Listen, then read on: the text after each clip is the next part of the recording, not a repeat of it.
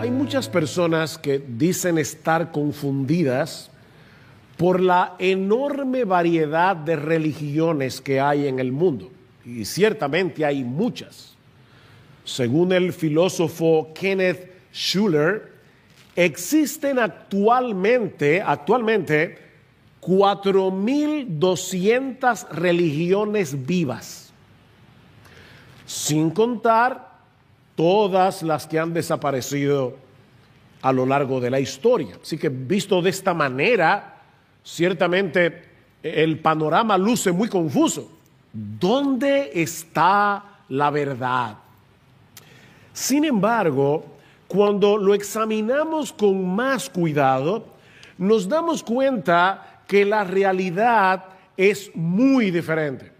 Porque todas las religiones del mundo pueden ser agrupadas en una sola creencia común: que el hombre debe alcanzar la salvación, sea como sea que cada una de esas religiones defina la salvación, pero cada hombre debe alcanzar la salvación por medio de su propio esfuerzo.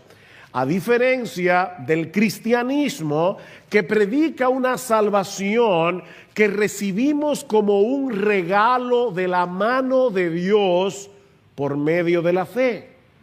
De manera que todo este asunto, que parece tan complicado, se reduce a dos creencias fundamentales, no son 4.221, solo dos creencias fundamentales que se oponen entre sí: salvación por obras y salvación por fe. O estás tratando de ganarte el cielo por tu propio esfuerzo, o descansas enteramente en la obra de Dios a nuestro favor por medio de Cristo. Por supuesto, este principio religioso de la salvación por obras es algo que viene entretejido en la fibra de nuestro ser. Nosotros nacemos siendo legalistas. Todos hemos sido infectados de la pandemia del legalismo, que es 1000 veces peor que la del coronavirus. Esa es la razón por la que el Evangelio resulta tan chocante para tanta gente, que todos venimos de fábrica con la presuposición de que no hay nada gratis en esta vida. Si lo quieres, te lo tienes que ganar. Yo supongo que los más mayorcitos recordarán la película que en América Latina fue titulada La novicia rebelde, título fatal para The Sound of Music, con Julie Andrews y Christopher Plummer. Cuando en la película él finalmente le declara su amor, esta muchacha enamorada comienza a cantar llena de felicidad. Y poniendo aparte, ¿verdad?, la parte romántica de este asunto, lo que ella expresa en esa canción tan dulce, tan romántica, es un manifiesto legalista. Nada sucede por nada.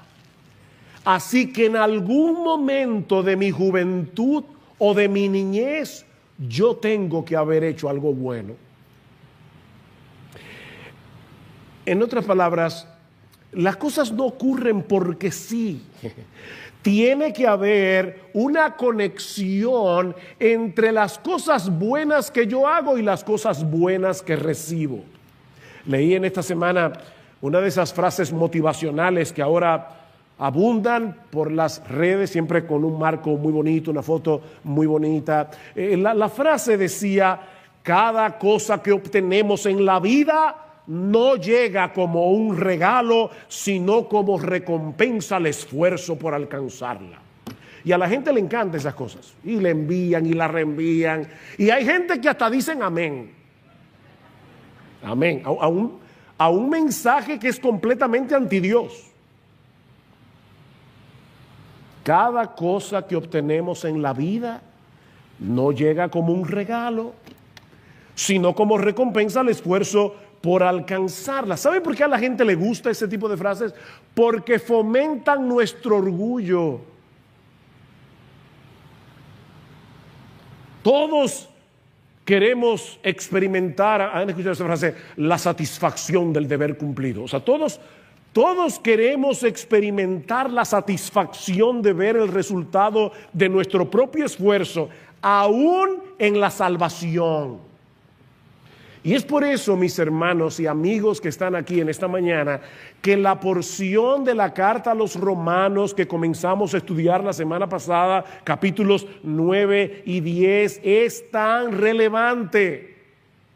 Recuerden que Pablo está tratando de explicar por qué la mayoría de los israelitas rechazaron al Mesías. Y la respuesta de Pablo en esta porción de la carta es que ellos no quisieron aceptar como un regalo la justicia que Dios nos ofrece en Cristo. No. Romanos 10, 3, pues desconociendo la justicia de Dios y procurando establecer la suya propia, no se sometieron a la justicia de Dios, porque Cristo es el fin de la ley para justicia a todo aquel que cree. Ellos querían seguir tratando de alcanzar esa justicia por sí mismos, antes que aceptar que eran impotentes. Y mis hermanos, ese problema no es exclusivo de los judíos. Como hemos dicho ya, es una pandemia que nos afecta a todos. Los judíos eran una representación en miniatura, en pequeño, del problema del corazón humano. No queremos venir delante de Dios como mendigos necesitados de misericordia. Así que seguiremos intentando llegar al cielo por la escalera de nuestra obediencia. ¿Recuerdan la bamba? Para llegar al cielo se necesita una escalera grande y otra chiquita.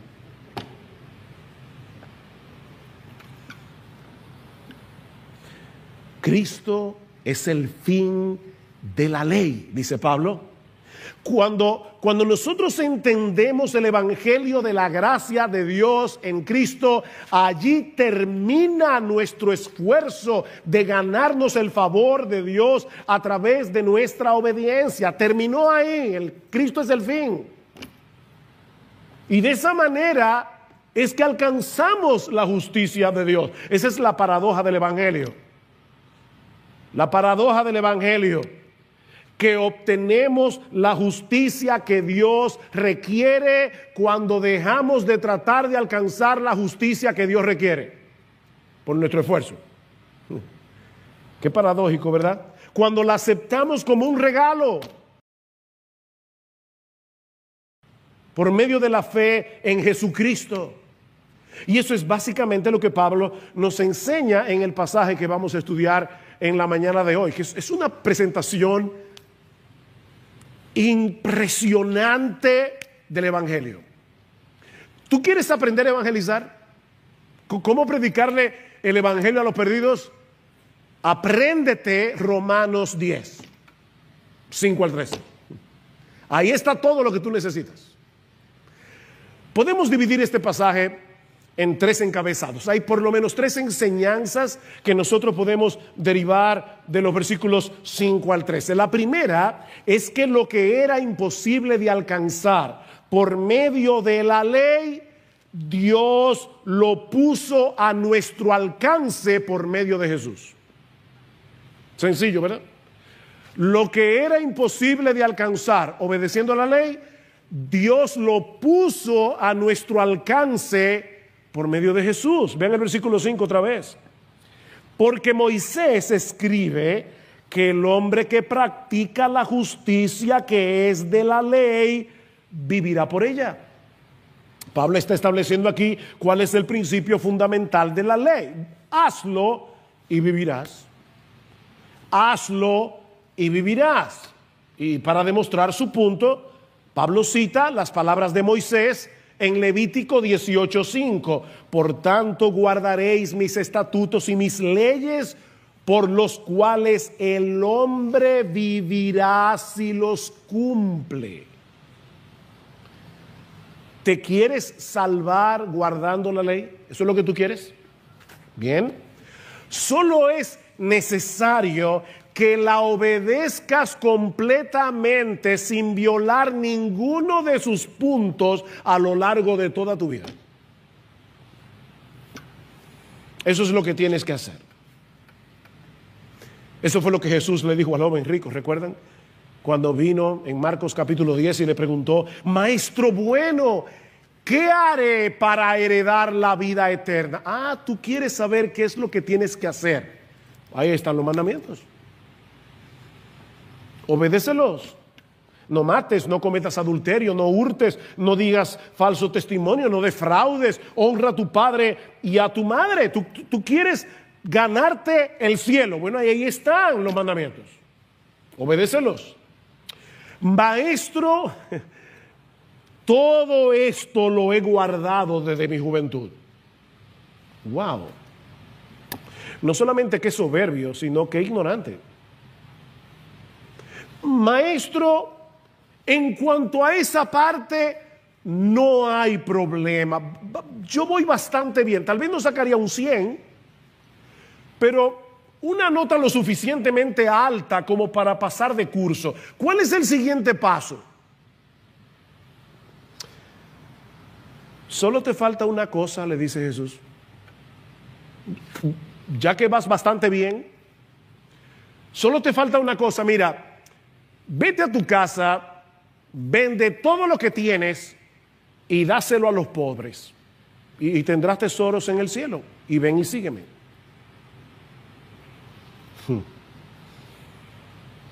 ¿Ustedes se dan cuenta de lo que Jesús está haciendo aquí?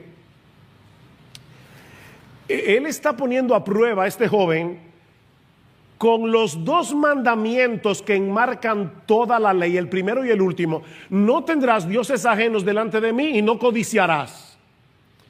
Y ahora le está diciendo, mira, si tu Dios no es el dinero, primer mandamiento, no tendrás dioses ajenos delante de mí. Y si tú no tienes problemas con la codicia, el 10º mandamiento, no codiciarás, tampoco vas a tener problemas para vender todo lo tuyo y dárselo a la gente que tiene necesidad.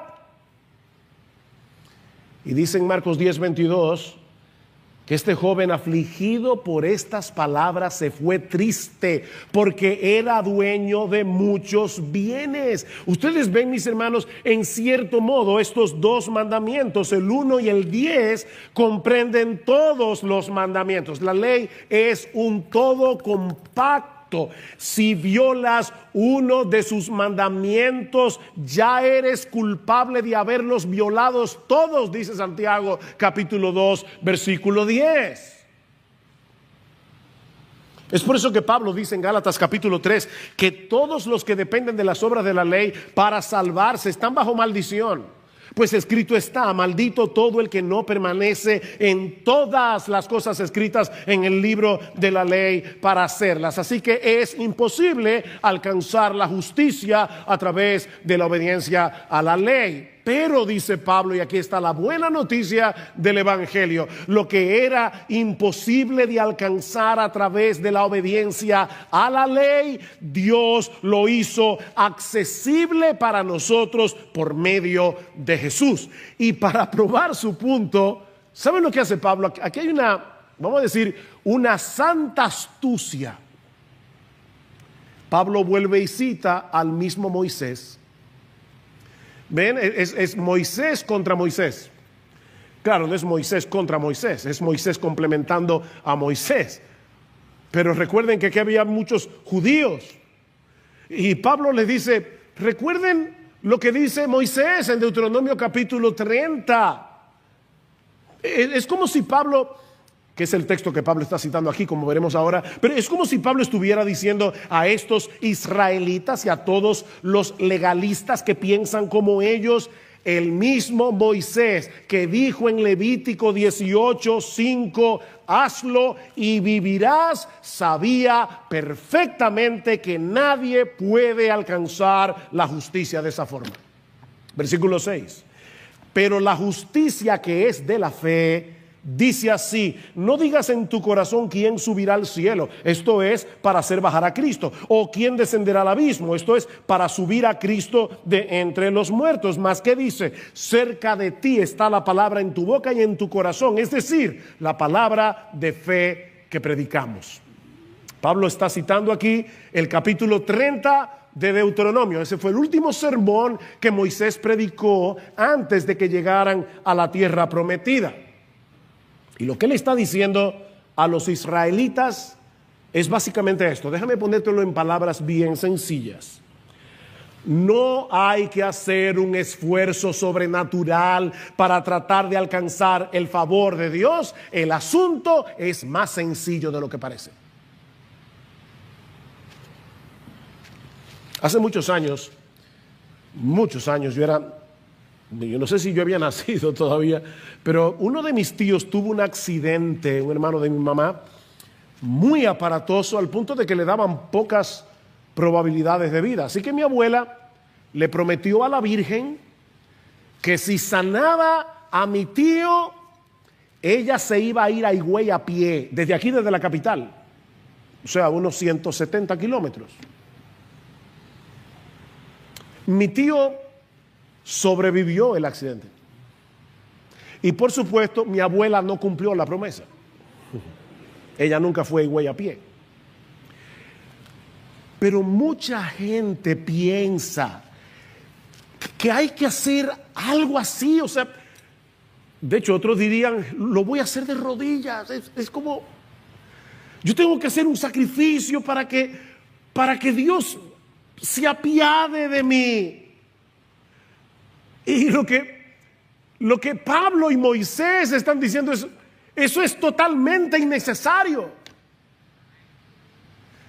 Escuchen con cuidado las palabras de Moisés que Pablo está citando en Romanos 10, porque es un pasaje interesante y en cierto modo chocante. Dice Moisés, ellos están a punto de entrar a la tierra prometida. Dice Moisés, mira, ¿sabes qué? Este mandamiento que yo te ordeno hoy no es difícil para ti ni está fuera de tu alcance. De verdad. Sí, no es tan complicado. No está en el cielo para que digas, ¿quién subirá por nosotros al cielo para traérnoslo y hacérnoslo oír a fin de que lo guardemos? No. El mandamiento no está allá arriba, te lo estoy diciendo yo aquí abajo. No es difícil. Ni está más allá del mar para que digas, ¿quién cruzará el mar por nosotros para traérnoslo, el mandamiento, y para hacérnoslo oír a fin de que lo guardemos? No está tan lejos. Pues la palabra está muy cerca de ti, en tu boca y en tu corazón, para que la guardes. Cuando uno lee un pasaje como este, hay al menos dos preguntas que surgen en nuestra mente, sobre todo a la luz de cómo Pablo cita el pasaje en Romanos 10. Primera pregunta, ¿está diciendo Moisés aquí que guardar la ley es fácil de hacer? Segunda pregunta, ¿de dónde sacó Pablo que Moisés está hablando de Cristo en este pasaje? Porque si ustedes recuerdan Romanos 10, Pablo introduce a Jesús aquí. En Deuteronomio 30. ¿De dónde sacó Pablo eso? Bueno, cuando podemos leer el discurso completo, y de paso, mejor aún, si tú lees Deuteronomio 27, 28, 29 y 30, si tú puedes hacer eso, tú vas a ver mejor, vas a entender mejor el argumento de Pablo. Escuchen cómo comienza el discurso de Moisés en Deuteronomio 30, versículos 1 y 2. Moisés le dice al pueblo que ellos se iban a apartar de Dios y que ellos iban a recibir como consecuencia todas las maldiciones de la ley que ya fueron enumeradas en los capítulos 27 y 28. Aquí está la bendición si obedeces, aquí está la maldición si desobedeces. Y Moisés le dice, ¿saben lo que va a pasar con este pueblo? la maldición de Dios caerá sobre ustedes por causa de vuestra desobediencia. Moisés está diciendo: no podemos obedecer la ley. Si la salvación dependiera de nuestra obediencia, lo único que recibiríamos sería maldición, no bendición. Pero les tengo una buena noticia, y por eso es que es fácil. Es fácil. Óyeme bien, mi amigo, si tú estás aquí sin Cristo, en esta mañana, Pablo dice: esta palabra está cerca de ti. La buena noticia es que Dios prometió en Deuteronomio 30 hacer una obra a nuestro favor para que podamos andar en sus caminos. Dice en Deuteronomio 36: además el Señor tu Dios circuncidará tu corazón y el corazón de tus descendientes, para que ames al Señor tu Dios con todo tu corazón y con toda tu alma, a fin de que vivas. Y yo sé que este es un lenguaje extraño para muchos aquí, pero la circuncisión del corazón no es otra cosa que la obra que hace Dios en el corazón humano, libertándolo de la esclavitud del pecado para que nosotros podamos andar en obediencia. Eso es la circuncisión del corazón. Y es aquí precisamente donde Cristo entra en la escena, porque Pablo sabe que Dios cumplió esa promesa por medio de la obra de Cristo en la cruz del Calvario. Colosenses capítulo 2, versículo 11: en él también fuisteis circuncidados con circuncisión no hecha a mano, al echar de vosotros el cuerpo pecaminoso carnal en la circuncisión de Cristo. La circuncisión del corazón que Dios le prometió a Israel en Deuteronomio 30 ya la cumplió por medio de la persona y la obra del Señor Jesucristo. Así que donde quiera que Pablo lee en Deuteronomio 30, tienes que guardar la ley, él mete a Jesús. Ya Jesús lo hizo. Ya Jesús lo hizo. Es fácil porque ya Jesús lo hizo. Es fácil porque la parte que era imposible la hizo él. Ese es el punto aquí. Así que ya Dios hizo por nosotros todo lo que había que hacer para que pudiéramos alcanzar el estándar de justicia exigido por la ley. Él envió a Jesucristo al mundo para que obedeciera perfectamente la ley y luego muriera en la cruz del Calvario por todas nuestras desobediencias. Él recibió la maldición. Así que ya no tenemos que buscar una escalera para subir al cielo y bajar de allá al Salvador. No, ya Dios lo bajó. Es lo que Pablo dice. Tú no tienes que subir al cielo, porque ya Cristo bajó del cielo, ya Dios lo envió. Tampoco tienes que ir al abismo para sacar a Cristo de la tumba, porque ya Jesús resucitó. Dios el Padre lo levantó de los muertos. Ya Dios lo hizo. Él envió a Cristo y Él lo resucitó. ¿Ven el punto? Dios hizo todo lo que había que hacer para salvarnos. ¿Qué debemos hacer nosotros? Recibir la salvación como un regalo por medio de la fe. Vean Romanos 10, versículo 8 más. ¿Qué dice? Cerca de ti está la palabra, en tu boca y en tu corazón. Es decir, la palabra de fe que predicamos. Y esa palabra de fe es el Evangelio. La palabra de fe es el Evangelio. Y es por medio del Evangelio que Dios ofrece la salvación que Él ha provisto en Cristo. ¿Y cómo debemos responder nosotros a ese mensaje del Evangelio? ¿Cómo podemos apropiarnos de esa salvación tan grande que Dios ha puesto a nuestro alcance por medio de Jesús? Bueno, eso nos lleva a nuestro segundo encabezado. Y es que la respuesta que el Evangelio requiere de nosotros es creer con el corazón y confesar con nuestra boca el señorío absoluto de Jesús y la eficacia de su obra de salvación. Ya Dios lo hizo todo, todo. Tú no tienes que hacer nada, excepto creer y confesar. Versículo 9. Esta es la palabra de fe que predicamos, dice Pablo. Aquí está mi evangelio. Que si confiesas con tu boca a Jesús por Señor y crees en tu corazón que Dios le resucitó de entre los muertos, serás salvo.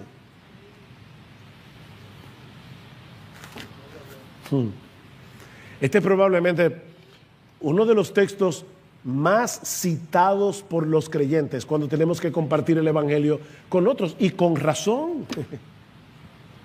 Ya Dios hizo en Cristo todo lo que había que hacer para salvarnos.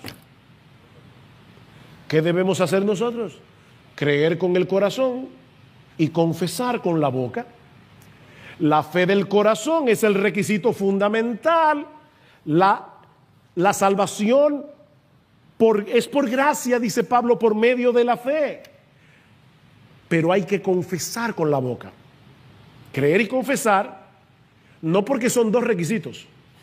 Es uno solo, creer. Pero la confesión verbal es lo que hace evidente la fe del corazón. Ese es el punto. Todo el que cree con el corazón lo confiesa con la boca. Miembros de Iglesia Bíblica del Señor Jesucristo, escúchenme bien. No hay cristianos de la secreta. Eso no existe. El que cree con el corazón inevitablemente lo confiesa con la boca. El verdadero cristiano es aquel que se identifica públicamente con Jesús. No se avergüenza. Yo me acuerdo cuando mi mamá se convirtió, nadie la paraba. Era una cosa increíble. A veces, yo me acuerdo que llegó a pasar que a casa llamaron equivocado y mi mamá le decía, mira, tú llamaste aquí equivocadamente, pero no fue por error, porque yo tengo algo que decirte. Y le predicaba el evangelio. Y yo me acuerdo en una ocasión, yo no estaba ahí, pero ella nos lo contó. Ella estaba en un salón y, como era su costumbre, comenzó a predicar. Y había una persona que ahora es miembro de nuestra iglesia desde esa época. No voy a decir su nombre, pero si ella está aquí o lo está viendo, sabe quién es. Esta persona tenía un hermano que era pastor. Y eran personas de una buena posición económica. Y ellos se avergonzaban de tener un hermano pastor, un hermano que fuera evangélico. Y ella se acercó a mami al final y le dijo, ven acá, ¿cómo tú te atreves a decir públicamente que tú eres cristiana? Y ahí mi mamá le predicó. Y esa hermana está aquí sentada, o no sé a dónde está, si por el coronavirus, pero tiene más de 40 años siendo miembro de esta iglesia. Dice el Señor en Mateo capítulo 10, versículo 32, todo el que me confiesa delante de los hombres, yo también le confesaré delante de mi Padre que está en los cielos. Pero cualquiera que me niegue delante de los hombres, yo también lo negaré delante de mi Padre que está en los cielos. El verdadero creyente no se avergüenza de su Señor. A mucha honra. Soy cristiano. Lo confiesa con la boca. Y por si acaso, Pablo no está hablando aquí de la confesión que hacemos en un momento, cuando hacemos profesión de fe, o el día que nos bautizamos. Hay iglesias que toman este texto y dicen, tienen que confesar con tu boca, así que levanta tu mano, ven al frente. No, no tienes que hacer nada de eso. Pablo no está hablando de la confesión de un día. Pablo está hablando de un estilo de vida. El creyente vive creyendo y confesando que Jesús es el Señor. Eso no es un momento de su vida. ¿Y qué es lo que los cristianos creen y confiesan? Bueno, Pablo dice en primer lugar que Jesús es el Señor. Y esa es otra forma de decir, nosotros creemos que Jesús es Dios. El nombre Jesús, Yehoshua, significa Jehová salva. ¿Recuerdan cuando José estaba elucubrando si dejaba en secreto a María cuando supo que estaba embarazada. Y dice que un ángel del Señor se le apareció en sueños y le dijo, no, no, no, no, no. Lo que en ella es engendrado del Espíritu Santo es, y llamarás su nombre Jesús, porque Él salvará a su pueblo de sus pecados. Jesús. Así que el verdadero creyente es aquel que cree que Jesús es el Dios encarnado que vino al mundo a salvar a su pueblo de la esclavitud y condenación del pecado. Óyeme bien, mi amigo, el que no cree que Jesús es Dios va camino al infierno. El que no cree que Jesús es Dios, la segunda persona de la Trinidad, va camino al infierno. Los testigos de Jehová están incluidos aquí. Los mormones están incluidos aquí. Todas las sectas que niegan la divinidad de Jesús están incluidas aquí. Para salvarse hay que confesar que Jesús es Dios. Pero no se trata meramente de asentir con nuestro intelecto, yo creo que Él es Dios. No, esta frase Jesús es el Señor implica también que el verdadero cristiano es aquel que ha levantado su bandera blanca de rendición y se ha sometido a Jesús como el soberano de su vida. Jesús es el Señor. Este es el título que se usaba en el Antiguo Testamento para referirse a Jehová. De manera que es otra referencia a la divinidad de Jesús. Pero también es un término que significa soberano, amo, gobernante, dueño. Jesús es el Señor. Así como no se puede ser cristiano sin reconocer que Jesús es Dios, tampoco se puede ser cristiano sin someterse a Él como Señor, como aquel que posee plena autoridad sobre todas las áreas de nuestras vidas. Muchos cristianos evangélicos en el día de hoy suelen enfatizar el hecho de que Jesús es nuestro Salvador. Y ciertamente Él es nuestro Salvador. Pero el título que se usa predominantemente en el Nuevo Testamento para referirse a Jesús no es Salvador, es Señor. En el libro de los Hechos es donde nosotros encontramos a los apóstoles predicando el Evangelio. ¿Tú quieres saber cómo se predicaba el Evangelio en el primer siglo? Lee el libro de los Hechos. ¿Sabes cuántas veces aparece la palabra Salvador en el libro de los Hechos? ¿Cuántas crees? 10. 5. 2 veces. ¿Sabes cuántas veces aparece la palabra Señor en el libro de los Hechos? 92 veces. 2 contra 92. Y si lees el Nuevo Testamento completito, desde Mateo 1 hasta Apocalipsis 22, ¿sabes cuántas veces aparece la palabra Salvador en el Nuevo Testamento entero para referirse a Jesús? 10 veces. ¿Sabes cuántas veces aparece la palabra Señor? 700 para referirse a Jesús.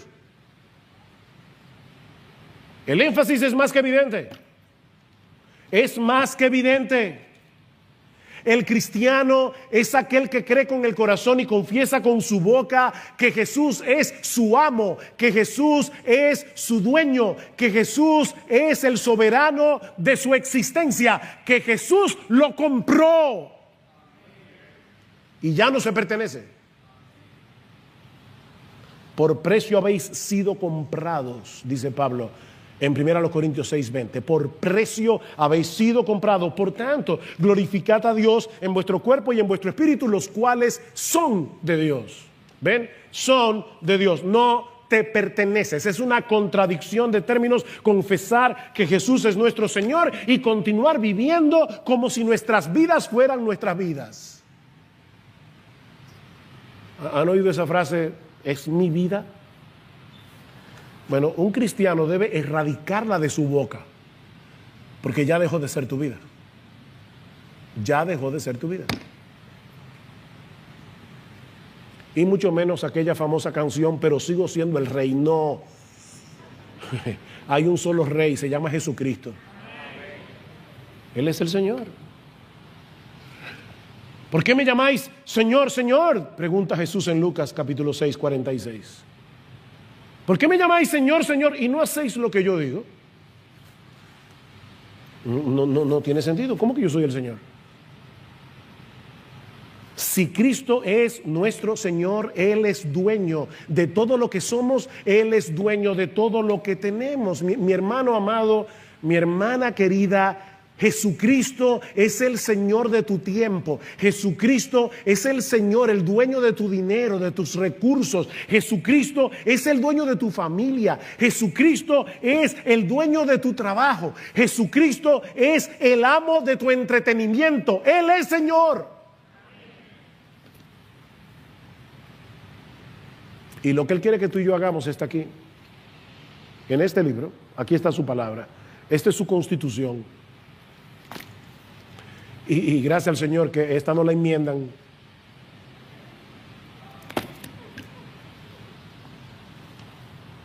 Es por eso que el llamado de Jesús es a morir.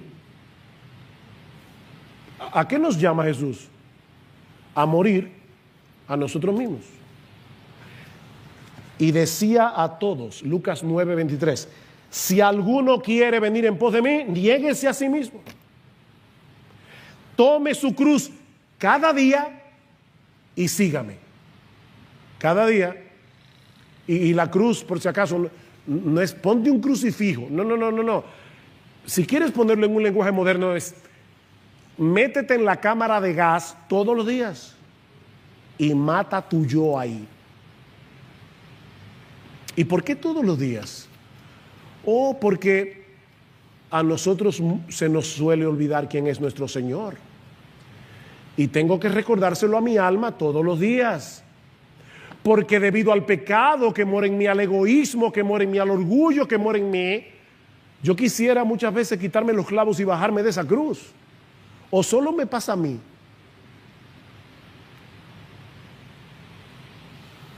Pero el cristiano no solo cree y confiesa que Jesús es el Señor.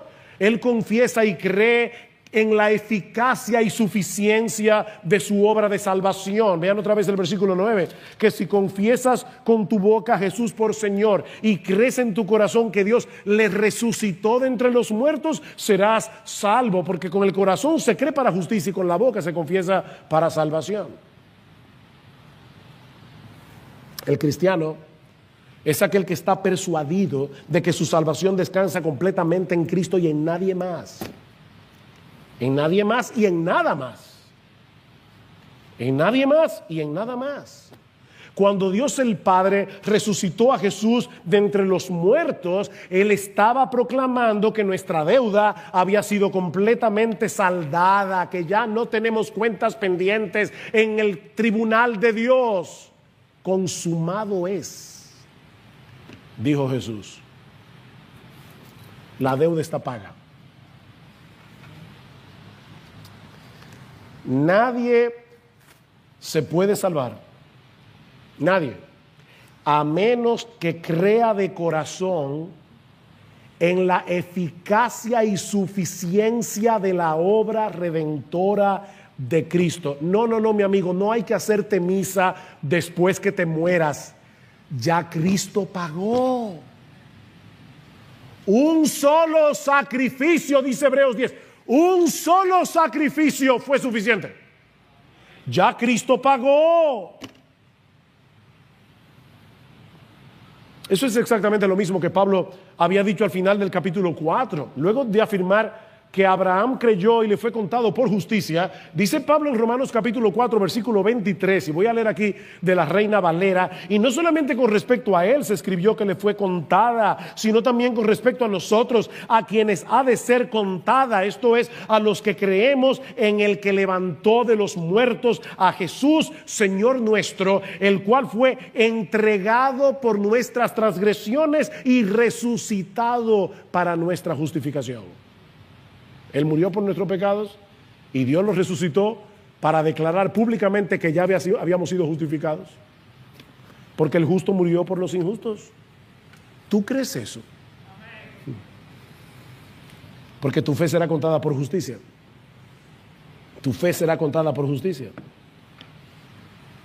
Al que no conoció pecado, Jesús, por nosotros Dios lo hizo pecado, para que nosotros fuésemos hechos justicia de Dios en Él. ¿Tú crees eso?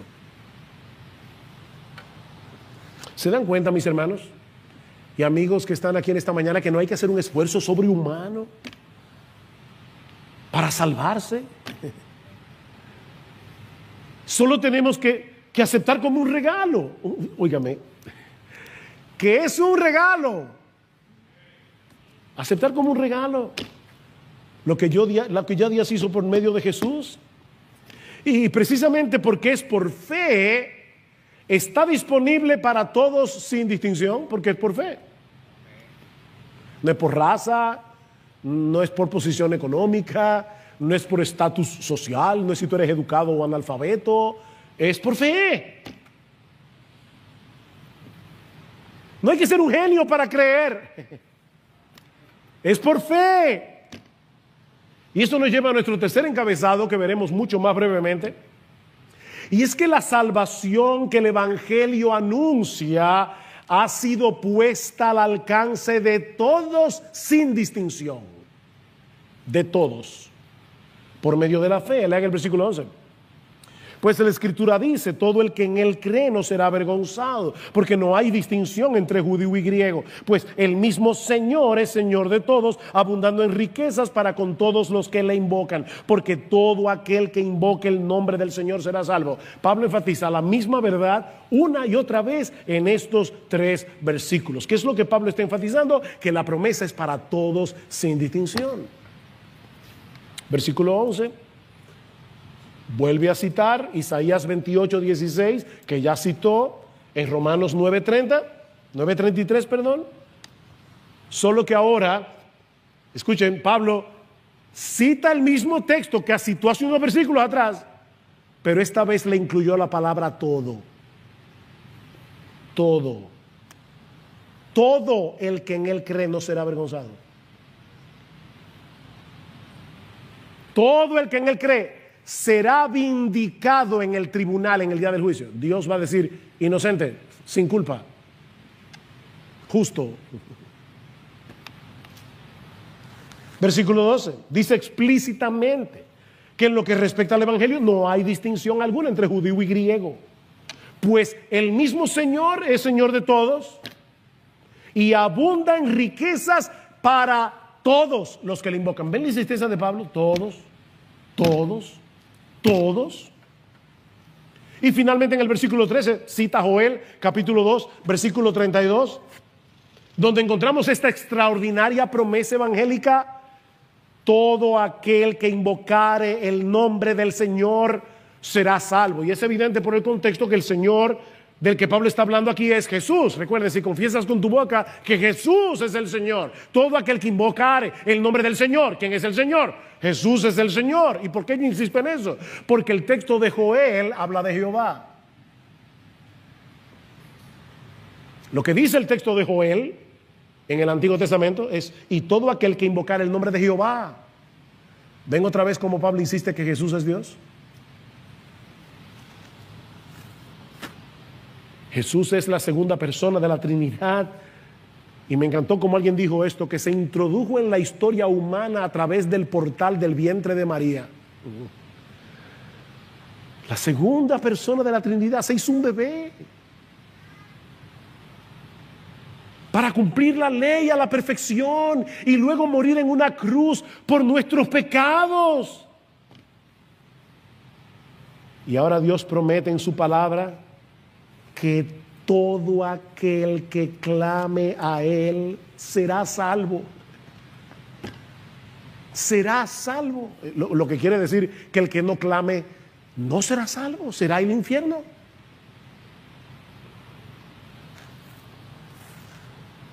Y enfatizo una vez más estas 2 palabras: todo aquel.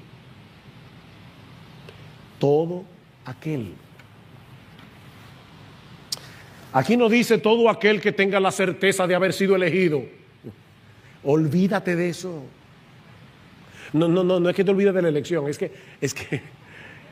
es que tú no tienes que saber si fuiste elegido o no. Ese no es tu problema, ese es el problema de Dios. El tuyo es responder al Evangelio. Aquí no dice todo aquel que se haya guardado de enlodarse con pecados escandalosos, no. De paso, tampoco dice todo aquel que sí se enlodó, porque hay gente que cree que el Evangelio es para los borrachos, los drogadictos, las prostitutas. No. Todo aquel significa todo aquel. Y es para todos porque todos necesitamos la salvación que Dios nos ofrece en Cristo. Todo aquel. La promesa es para todos los que invocan su nombre. ¿Y qué significa invocar el nombre del Señor? Creer. Mira, cuando tú llegaste a la iglesia, yo sé que esto es una comparación que no es del todo correcta, bueno, es correcta, pero no enmarca todo lo que es creer. Pero cuando tú llegaste a la iglesia, tú te sentaste en esa silla. Y yo estoy seguro que tú hiciste una prueba a ver si era suficientemente fuerte como para que tu peso no rompiera. Tú te sentaste simplemente. Tú creíste que esa silla podía con tu peso.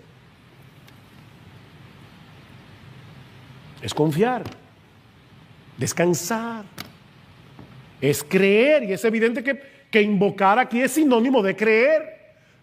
Si confesares con tu boca que Jesús es el Señor y creyeres en tu corazón, serás salvo. Versículo 11, pues la Escritura dice, todo el que cree en Él, el que cree no será avergonzado. Y ahora la explicación, porque no hay distinción entre judío y griego, pues el mismo Señor es Señor de todos, abundando en riquezas para con todos los que le invocan. Ven, creer, invocar, sinónimo, versículo 14. ¿Cómo pues invocarán a aquel en quien no han creído? ¿Qué es invocar el nombre del Señor? Es creer. Es creer. Mi amigo, clámale a Jesús que te salve. Mi amigo, yo te ruego de verdad, de corazón, pídele que te rescate. Eso es invocar, Señor, auxilio. Señor, voy camino al infierno, a un infierno eterno, eterno. Hace mucho que yo no uso esta ilustración, así que me van a excusar los más viejos, la voy a usar otra vez. ¿Saben lo que significa eternidad? Eternidad. ¿Tú te das cuenta del peligro en el que tú estás? Alguien decía, mira, si tuviéramos aquí una montaña de arena del tamaño del monte Everest y un pajarito viniera cada 1000 años y tomara en su pico un grano de arena de esa montaña y la trasladara a otro lugar 1000 años cada vez, cuando ese pajarito haya logrado traspasar el monte completo, no habrá pasado un segundo de la eternidad. Un segundo. Eternidad. Yo quiero que esa palabra retumbe en tu corazón. Señor, sálvame. Por favor, rescátame, Señor. Oh, perdóname, auxilio, Señor. Por favor, Señor. Ten misericordia. Oh, Cristo, pongo mi confianza en ti, en que tú hiciste todo lo que se requiere para que yo pueda ser perdonado. Perdóname, Señor, rescátame. Aún cambia mi corazón de piedra. Oh, ayúdame en mi incredulidad, Señor. Mi amigo, tú no tienes que hacer un montón de cosas heroicas para tratar de convencer a Dios con tu esfuerzo de que estás tratando en serio de alcanzar su favor. No, lo único que debes hacer es dejar de esforzarte y confiar por completo en la obra sobrenatural que Él llevó a cabo a través de la vida, muerte, resurrección y ascensión de nuestro precioso Salvador.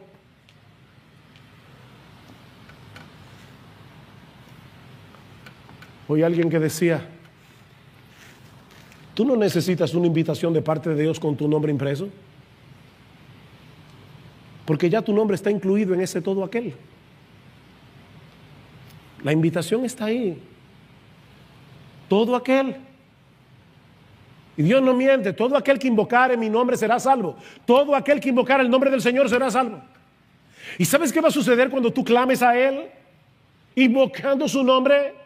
Que no solo serás librado de las llamas del infierno, sino que todas las superabundantes riquezas de Dios que Cristo merece por su obediencia serán tuyas por medio de la fe.